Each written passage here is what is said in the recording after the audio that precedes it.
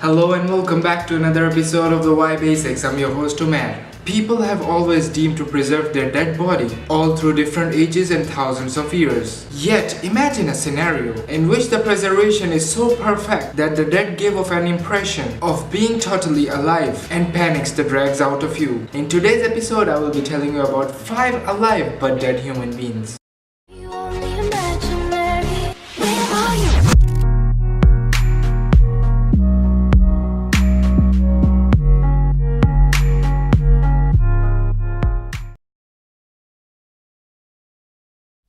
This alive-looking man is Vladimir Lenin, the father of Russian communism and the first leader of the Soviet Union. His death was followed by the consecutive succession of his throne by Stalin. The government decided to preserve the body of Lenin for future generations, as no attempts to mummify a body for generations had ever been attempted before. The Russians had to invent a highly complex process of embalming. Lenin's body requires extensive chemical baths, injections, and evaluation. The body's organs were removed and replaced with a humidifier and pumping system designed to maintain the body's core temperature and fluid intake. His mummy is so well preserved, as is evident from the image, that it looks as if he will wake up any time now.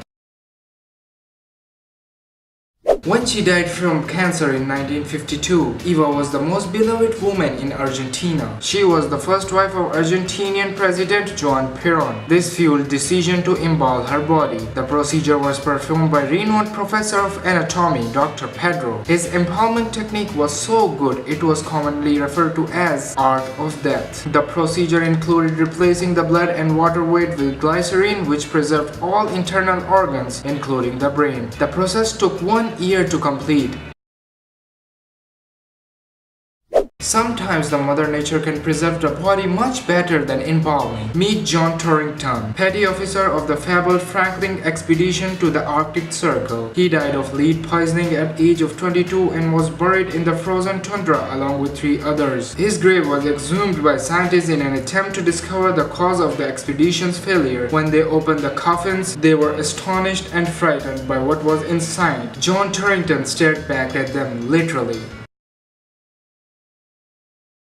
He was an Egyptian pharaoh of the 18th dynasty. He was 9 years old when he became pharaoh and reigned for approximately 10 years until his death. His tomb is in the Valley of the Kings, where he still resides. Was discovered by Howard Carter in 1922, almost completely intact, the most complete ancient Egyptian royal tomb ever found. Eternal life was the main focus of all ancient Egyptians, which meant preserving the body forever. Egyptians mummified the bodies because they believed in an afterlife.